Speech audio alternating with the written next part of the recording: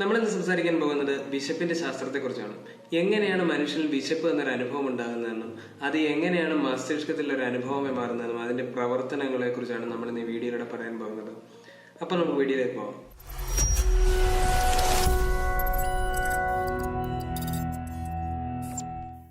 ഇതിൽ വിശപ്പ് എന്നത് പ്രധാനമായും ഒരു മസ്തിഷ്ക പ്രവർത്തനമാണ്. ഇത് എങ്ങനെയാണെന്ന് വെച്ചാൽ നമ്മുടെ മസ്തിഷ്കത്തിലെ ഹൈപ്പോതലാമസ് എന്ന ഭാഗമാണ് വിശപ്പിനെ നിയന്ത്രിക്കുന്നത്. ഇതിൽ പ്രധാനപ്പെട്ട രണ്ട് ന്യൂറോണുകളാണ് നമുക്ക് വിശപ്പ് എന്നൊരു അനുഭവം ഉണ്ടാക്കുന്നത്. അതിൽ ഒന്നാമത്തേതെന്ന് പറയുന്നത് NPY-AGRP ന്യൂറോൺസ് അല്ലെങ്കിൽ ഹങ്കർ ന്യൂറോൺസ് എന്ന് പറയും. രണ്ടാമത്തേതെന്ന് പറയുന്നത് POMC-CART അല്ലെങ്കിൽ കാർട്ട് ന്യൂറോൺസ് അല്ലെങ്കിൽ സാറ്റേറ്റി ന്യൂറോൺസ് എന്ന് പറയും. ഇതിൽ ഒന്നാമത്തേതായി NPY-AGRP ന്യൂറോൺസ് അല്ലെങ്കിൽ ഹങ്കർ ന്യൂറോൺസ് ആണ് നമ്മുടെ വിശപ്പ് എന്നൊരു അനുഭവം നമ്മുടെ മസ്തിഷ്കത്തിൽ ഉണ്ടാക്കുന്നത്. ഇതിൽ രണ്ടാമത്തെ ന്യൂറോണായ POMC-CART അല്ലെങ്കിൽ കാർട്ട് ന്യൂറോൺസ് എന്ന് പറയുന്നത് നമ്മൾ ഭക്ഷണം കഴിച്ചു കഴിഞ്ഞാൽ നമുക്ക് തൃപ്തി തോന്നുന്ന അല്ലെങ്കിൽ മതി എന്ന് തോന്നുന്ന ഒരു അനുഭവം ഉണ്ടാക്കുന്ന ന്യൂറോണുകളാണ് രണ്ടാമത്തെ ന്യൂറോണായ POMC-CART ന്യൂറോൺസ് എന്ന് പറയുന്നത്. എന്നാൽ മസ്തിഷ്കത്തിലെ ഹൈപ്പോതലാമസിലെ ഈ രണ്ട് ന്യൂറോണുകളും ആക്ടിവേറ്റ് ആകണമെങ്കിൽ അല്ലെങ്കിൽ പ്രവർത്തിക്കണമെങ്കിൽ നമ്മുടെ ശരീരത്തിലെ ചില ഹോർമോണുകൾ കൂടി ഇതിനെ സഹായിക്കേണ്ടതുണ്ട്. ഇവിടെ ഗെർലിൻ എന്നൊരു ഹോർമോണാണ് നമ്മുടെ ശരീരത്തിൽ വിശപ്പ് എന്നൊരു അനുഭവം ഉണ്ടാക്കാനായി സഹായിക്കുന്ന ഒരു ഹോർമോൺ എന്നത്. ഇവിടെ ഗെർലിൻ എന്ന ഹോർമോൺ ഉണ്ടാകുന്നത് നമ്മുടെ ആമാശയത്തിലാണ്. അതായത് നമ്മൾ ഭക്ഷണം കഴിക്കുന്നതിന് മുൻപ് നമ്മളുടെ മസിൽസുകളിലുള്ള കൺട്രാക്ഷനും അല്ലെങ്കിൽ റിലാക്സേഷനെയും അനുസരിച്ചാണ് ഗെർലിൻ എന്ന ഹോർമോൺ ഉത്പാദിപ്പിക്കപ്പെടുന്നത്.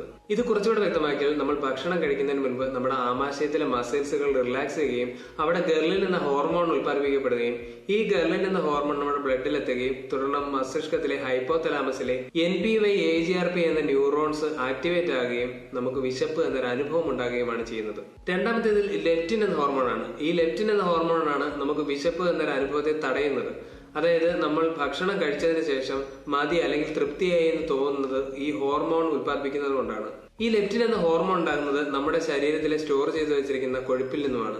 ഇതുകൂടാതെ നമ്മുടെ വിശപ്പിനെ തടയുന്ന അല്ലെങ്കിൽ നമ്മൾ ഭക്ഷണം കഴിച്ചതിന് ശേഷം തൃപ്തിയായ എന്നൊരു അനുഭവം ഉണ്ടാക്കുന്ന മറ്റ് 4 ഹോർമോണുകൾ കൂടിയുണ്ട്. ഇതിൽ ഒന്നാമത്തെ എന്ന് പറയുന്നത് CCK എന്ന ഹോർമോണാണ്. രണ്ടാമത്തെ എന്ന് പറയുന്നത് GLP-1 എന്ന ഹോർമോൺ. മൂന്നാമത്തെ എന്ന് പറയുന്നത് PYY എന്ന ഹോർമോൺ. നാലാമത്തേത് OXM എന്ന ഹോർമോൺ. ഈ 4 ഹോർമോണുകളും ഉണ്ടാകുന്നത് നമ്മുടെ ചെറുകുടലിലാണ്. അതായത് നമ്മൾ ഭക്ഷണം കഴിച്ചതിന് ശേഷം നമ്മുടെ ചെറുകുടലിലേക്ക് ഭക്ഷണം എത്തുമ്പോഴാണ് ഈ 4 ഹോർമോണുകളും ഉത്പാദിപ്പിക്കപ്പെടുന്നത്.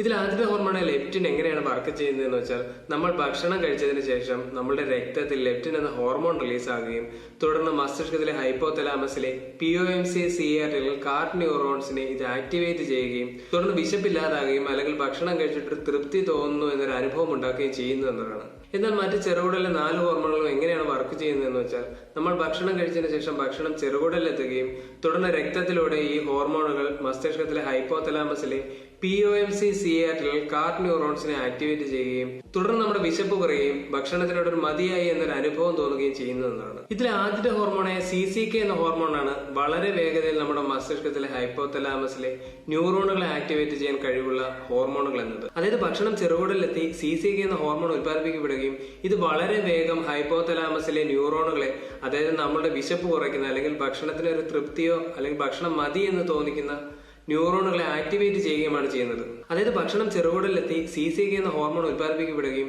ഇത് വളരെ വേഗം ഹൈപ്പോതലാമസിലെ ന്യൂറോണുകളെ അതായത് നമ്മുടെ വിശപ്പ് കുറയ്ക്കുന്ന അല്ലെങ്കിൽ ഭക്ഷണത്തിന് ഒരു തൃപ്തിയോ അല്ലെങ്കിൽ ഭക്ഷണം മതി എന്ന് തോന്നിക്കുന്ന ന്യൂറോണുകളെ ആക്ടിവേറ്റ് ചെയ്യുകയുമാണ് ചെയ്യുന്നത്.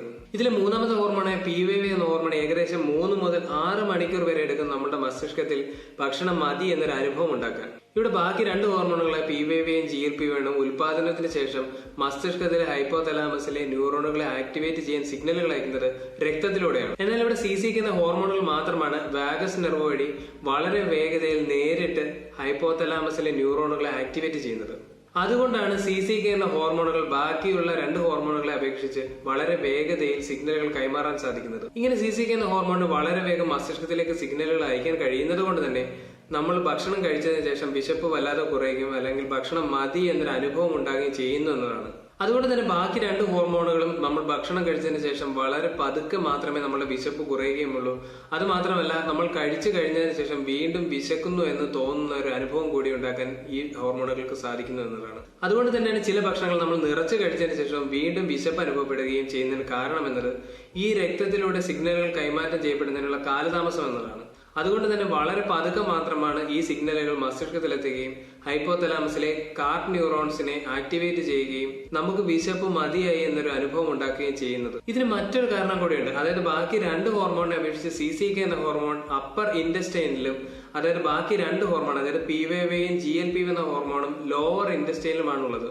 അതുകൊണ്ട് തന്നെ അപ്പർ ഇൻഡസ്റ്റൈനിലുള്ള CCK എന്ന ഹോർമോണിന് ആദ്യം ഭക്ഷണം എത്തുന്നത് കൊണ്ട് തന്നെ വളരെ പെട്ടെന്ന് ഹോർമോൺ റിലീസ് ചെയ്യുകയും മസ്തിഷ്കത്തിലേക്ക് സിഗ്നലുകൾ അയക്കാൻ സാധിക്കുന്നു എന്നത് ഇതിന്റെ മറ്റൊരു കാരണം കൂടിയാണ്.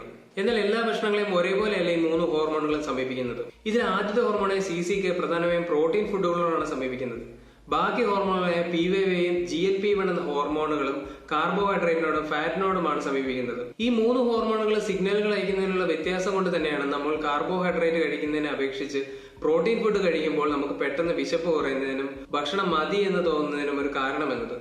അതുകൊണ്ട് തന്നെയാണ് കാർബോഹൈഡ്രേറ്റുകൾ കഴിക്കുന്നതിനോടൊപ്പം പ്രോട്ടീൻ ഫുഡുകൾ ഉൾപ്പെടുത്താൻ പറയുന്നതിന്റെ കാരണം എന്നത് ഈ CCK എന്ന ഹോർമോണിന് വളരെ വേഗം സിഗ്നൽ വാഗസ് നെർവ് വഴി ഹൈപ്പോതലാമസിലേക്ക് എത്തിക്കുകയും POMC കാർട്ട് ന്യൂറോൺസിനെ ആക്ടിവേറ്റ് ചെയ്യുകയും നമ്മുടെ വിശപ്പിനെ കുറയ്ക്കുകയും അല്ലെങ്കിൽ ഭക്ഷണം മതി എന്ന് തോന്നിപ്പിക്കാനും ചെയ്യുന്നതിന് കാരണമെന്നത്. അതുപോലെ തന്നെ പുതിയ കണ്ടുപിടുത്തങ്ങളിൽ ശരീരഭാരം കുറയ്ക്കുന്നതിന് വേണ്ടി ഉപയോഗിക്കുന്ന പല മരുന്നുകളും ഈ GLP-1 എന്ന ഹോർമോണിനെയാണ് ടാർഗറ്റ് ചെയ്യുന്നത്. അതായത് ഭക്ഷണം കഴിക്കാതെ തന്നെ GLP-1 എന്ന ഹോർമോണുകൾ ഉൽപ്പാദിപ്പിക്കാൻ കഴിയുന്ന മരുന്നുകളാണ് സെമാഗ്ലൂട്ടൈഡ് പോലെയുള്ള പുതിയ മരുന്നുകൾ എന്നത്. ഈ മരുന്നുകൾ ചെയ്യുന്നത് GLP-1 എന്ന ഹോർമോണുകൾ അതേപടി ഉണ്ടാക്കുകയും നമ്മുടെ മസ്തിഷ്കത്തിലെ POMC കാർട്ട് ന്യൂറോണുകളെ ആക്ടിവേറ്റ് ചെയ്യുകയും നമ്മുടെ വിശപ്പ് കുറയ്ക്കുകയുമാണ് ചെയ്യുന്നത്. ഇതുവഴി ശരീരഭാരം നിയന്ത്രിക്കാനുമാകുമെന്നതാണ് പുതിയ പഠനങ്ങൾ തെളിയിക്കുന്നത്. അതുപോലെ തന്നെ കാർബോഹൈഡ്രേറ്റുകൾ എത്ര കഴിച്ചാലും നമുക്ക് പിന്നെയും വിശക്കുന്നതിന് കാരണം എന്ന് പറയുന്നത് നമ്മുടെ ഈ PYYയും GLP-1 എന്ന 2 ഹോർമോണുകളും സിഗ്നലുകൾ അയക്കുന്നതിനുള്ള കാലതാമസമാണ്.